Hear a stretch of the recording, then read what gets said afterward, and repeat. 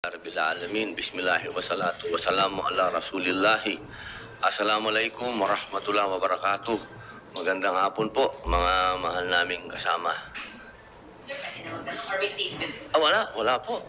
Sir, pwede na tingin lang po ng update kung ilang signatures na po yung para mag-object dun sa pagpapakontempt kay Apollo Kibuloy. Sa ngayon, nakakalima. Alhamdulillah, limang. Kailangan ko pa ng 3. May mga nakausap na ako na sa mga napakagandang paliwanag nila. Tinatanggap ko naman na hindi sila pumirma. At yun ang mga bagay na ikinatutuwa at ikinalulungkot. Kasi siyempre, ikinatuwa dahil buhay ang demokrasya sa Senado. Nalulungkot dahil hindi ko pa nakukuha yung 8 boto hanggang sa ngayon. Are you hopeful na makuha may 7 days? Parang 5 days na lang, sir, no? Or 4 days left? Oo. For you to get the remaining signatures? Inshallah, personal akong tumatawag. Personal akong humihingi ng kahit na 5 minutes doon sa mga membro. Mayroon pa akong bukas, meron pa akong Sabado, Linggo. Sana mapagbigyan pa tayo ng mga hindi pa nagsasabi ng hindi sila pipirma. Sir, gaano po kahalaga sa inyo na mabuo yung 8 signatures para hindi ma-condemn si Kibuloy? Napakalaking bahagi ito para sa akin. Una, sa usapin ng demokrasya. Kasi talagang ang inyong mga senador ay lalo na ako, no?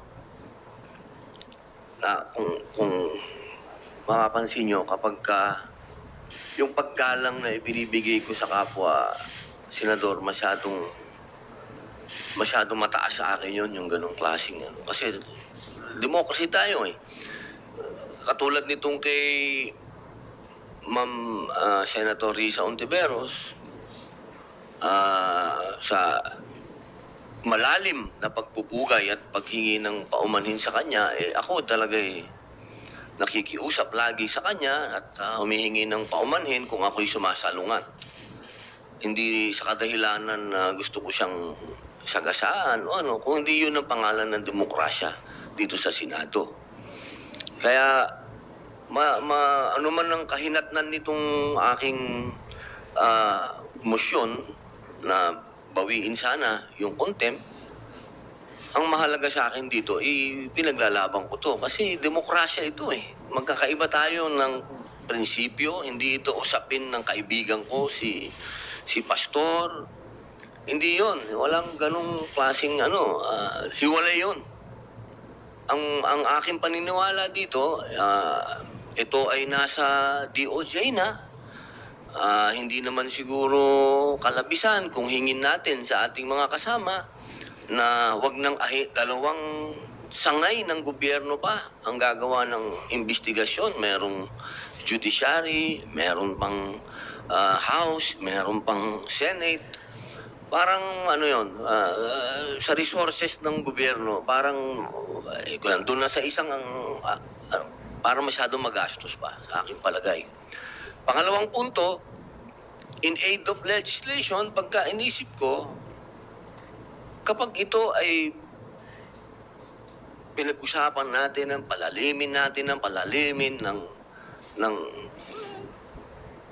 umaabot sa iskandalo, parang para sa akin, malinaw na, ano ba to? Parang sa konstitusyon natin, meron talagang paghihiwalay ng Estado at religion.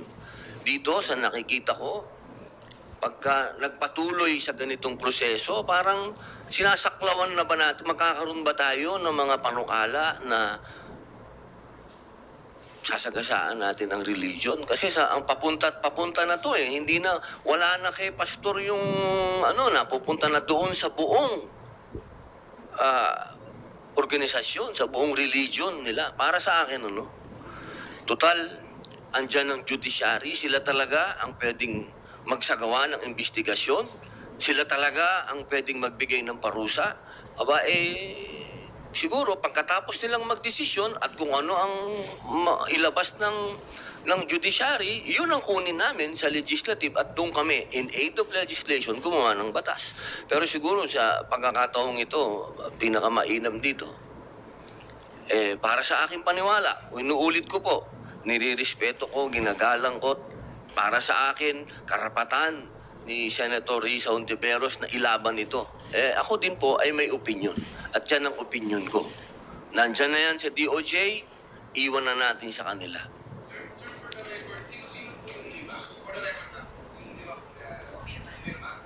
Siyempre, sayang nga dahil ang kailangan pumirma dyan, mga miyembro. Kung nagkataon na miyembro sana si Bato tsaka si Tolentino, di sana may 4 na ako. Ngayon, dadalawa kami ni Senator Go na PDP laban, si Ma'am Tita Mama Bear, Cynthia Villar, 3, si Ma'am Gabriela Silang Marcos, 4, at si Super Rider, Senator JB Ejercito. 5 kami. Kulang pa kami ng 3, boss. Oo. Tulungan mo naman ako. Kasi sa tatlong hearing, sir, ang daming witnesses na nilabas sa committee ni Senator Risa. Hindi po ba it might be best na pumarap si Pastor Kibuloy to also answer publicly those allegations? Because these are serious allegations like, sir, may rape, may pang-abuse. And when people are saying, pumarap na lang siya, sir. Sa akin kasi, mahalagang sa akin ang testimony ng mga nag-a-accuse. Kasi, yan ang pundasyon ng ating konstitusyon. Ang sabi ng konstitusyon, ikaw ay inosente hanggat ikaw ay hindi napapatunayan na nagkasala. Okay, napakahalaga nun. At yun, nag-a-apply yun sa akusado at nag-aakusa. Diba? Ngayon, pag ikaw ay nag-aakusa, dapat, para sa akin, hindi ka dapat, natural lang na matakot. Natural lang yun. Pero, kung yung pinaglalaban mo at yung ginawa sa'yo, gusto mong magkaroon ng sapat na kaparusahan at maging aral at magkaroon ng mga batas patungkol dito, dapat nakikita natin ang mukha. At dapat din, kung sino yung naakusuhan, lalong-lalo na sa mga pagkakataong ganito, na ang pinag-uusapan natin ay hindi lamang tao, isang tao. Pag sinabi natin kasi na si Pastor Kibuloy, religion nito. Sana mas maintindihan natin na itong kaso na to, hindi ito usapin lang ng isang tao. Ito ay usapin ng isang pananampalataya. Mahalagang natin yun. Ilagay natin wag natin ialis ang usapin na yun sapagkat meron tayo sa konstitusyon na paghihiwalay ng religion at ng Estado. Kaya sana para wag na itong lumaki, para sa akin, andyan na sa DOJ, hayaan na natin sila.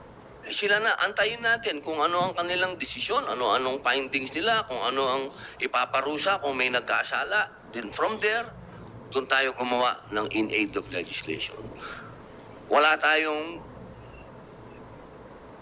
magiging usapin ng nagkaroon ng trouble, nagkaroon ng gulo, yung mga ganun. Some people are also saying in the spirit of fairness, lahat naman ng resource person, sir, pag hindi talaga dumarating na contempt at na-arrest, bakit daw si Pastor Kibuloy? Why will he be an exemption, sir? Kung maalala mo, ako wala akong relasyon kay Aguila, yung isang kanilang, kanilang inimbestigahan. Hindi ako pumunta kahit isang hearing nun. Kasi sa loob ko, nasa loob ko na yon na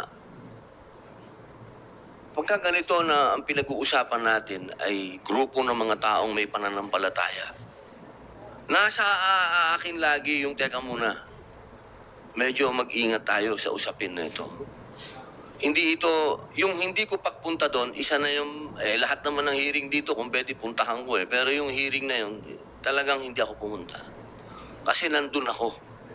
Hindi ito bago. Itong kay Pastor Kibuloy, yun uli ang posisyon ko.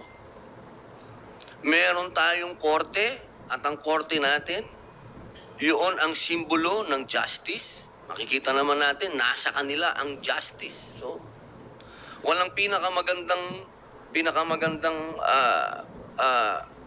avenue para humingi ng hustisya ang mga biktima. Kung meron, isa hustisya dito sa mga judge na pwedeng magbigay ng kanilang hukom. Sir, follow-up lang. So, kasi katuklay sa ibang mga hearings na kahit hindi religious leader, basta pag may content, yung posisyon nyo ay parang ayaw nyo sa mga nagpapakontent ng mga resource persons or exclusive lang sa mga religious leaders. Yung sa akin po, pag may kinalaman, halimbawa, una, sa religion, medyo tayo dyan, ingat tayo dyan. Pagdating sa ganyang usapin, merong korte.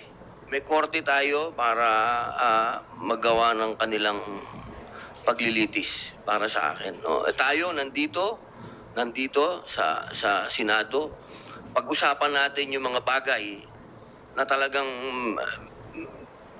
may kinalaman at makakagawa tayo ng mga batas na sa palagay ko, unang-una ang ekonomiya natin.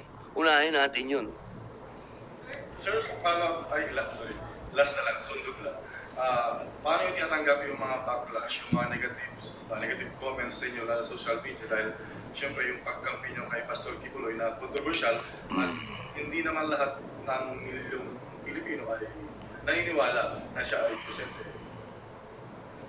Oo, pero masyado namang diretsahan yung kumampi. Hindi man ako kumampi, tol. So naman, masyado naman panghuhusga yan. Isa ka dun eh. Oo. Masyado mo ako hinusgahan. Ang tawag dyan, demokrasya. Pagkampi sa Bilib na bilib pa naman ako sa balbas mo. Ikaw talaga, akala ko naman kaisa kita. Hindi, ano yan, democracy. Democracy. Meron akong mga, katulad nung kinausap ko si Ma'am Risa, meron tayong mga personal na dahilan, pare, na pag sinabi ko sa public, kasi lagi sinasabi ng publiko, hindi man lang niya sinabi kung ano yung dahilan niya. Basta, basta sinalungat niya yung sinabi na yung contempt. May mga bagay kasi na pinag-usapan namin ni Ma'am Risa na para sa akin, yun ang sinabi sa akin ng imam ko eh. Naging un-Islamic ako nung first hearing. Kasi hindi ko nasabi sa kanya na ang posisyon ko ito. Bigla lang ako nagsalita. Kaya nung pangalawang hearing, humingi ako ng 1 minutong suspension. Nagpaalam ako sa kanya na ito ang posisyon ko. Personal ko to. Ito ang aking paniniwala. Buong paggalang sa'yo. Hindi ako yung klase ng tao na magka-ground standing sa hearing at pagiging chairman ni Ma'am Risa. Aagawin ko sa kanya. Hindi ko ayokong mang sapaw dito. Kapag meron ngang tinatanong kayo sa aking media tungkol sa ibang committee, ang lagi kong sinasabi, teka, hindi ako spokesman ng committee na yan. Nakakahiya doon sa chairman. Kasi ayokong mang-agaw. Hindi ko naging ugali yun. Ngayon, kung ang tao, sinasabi mo na kinakampihan na, bihira naman yun. Demokrasya, tol. Meron akong sariling dahilan eh. Ang sarili kong dahilan para sa akin, nagiging biktima si pastor kasi nilabanan niya yung NPA. Yun ang sarili kong wala tayo, hindi deserve para sa mga mata ko ng isang taong ang tingin ko bayani sa pakikipaglaban niya sa komunista na naging kasama ko. Ganitong klase, papayagan ko, maiskandalo. Teka muna. Nasaan ang utang na loob natin sa serbisyo ng taong ito na inalay niya sa paglaban sa komunista? Yun ang personal kong dahilan. Hindi ito usapin ng pagkakaibigan. Kasama ko tong taong ito. Noong lahat ay tahimik na lumaban, lumaban yan. Para sa akin, deserve niya yun. Deserve niya ang aking suporta na mapunta siya sa korte, sa judiciary. Yun. Hindi ako naniniwala na in aid of legislation, makakagawa tayo ng mga bill ngayon na maapektuhan ang kingdom. Religion yan. Yun, pare ko. Sana naintindihan mo na to. Lamihira, kampi-kampi naman to. For the record lang din, kasi para maging fair din, kasi parang Ito pa isa. Sana naman hindi fair na naman ako. para lang maging fair, masagot na rin. Kasi ang sinasabi ng mga sa social media, lumalabas na, ay hindi, napagutusan lang yan. Napagutusan lang si Senator Roque para mag-check. Kasi daw po close si Pastor Kibuloy kay dating Pangulong Duterte. Paki-clarify. Magandang tanong yun. Kasi ang posisyon ng aming chairman sa PDP Laban, pumunta si Pastor, di ba? Sabi niya, yun ang posisyon ni dating Pangulo. Magkaiba sa posisyon namin. So wala akong sinunod na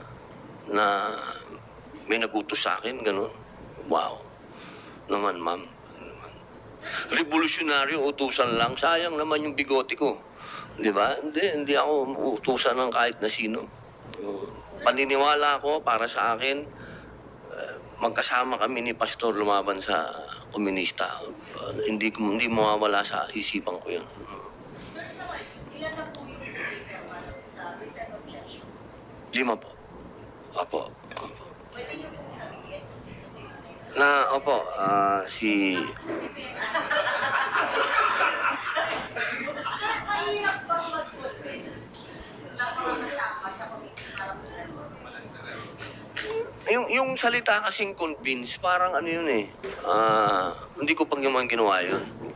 Kasi nirespeto ko naman lahat ang posisyon ng bawat senador. Siguro mas magandang magpaliwanag. Yun, ipapaliwanag. Ipapaliwanag ko kung bakit ko sinalungat, yung gano'n. Hindi naman mahirap magpaliwanag. Siyempre, magpapaliwanag din sila. Binibigyan natin sila ng pagkakataong magpaliwanag. Katulad ni Senador Grace po, napakaganda ng kanyang paliwanag kung bakit hindi siya pipirma. Ganun din si Senator Raffy Tulfo. Yung demokrasya to eh. Hindi natin kailangan personalin yung mga bagay na mga ganito. Kaya ako hindi ako titigil na makumbinsi yung iba pa. Halimbawa, si Ma'am Pia. Ma'am Pia ang di pa nakapirma, si Senator Mark Villar, yan.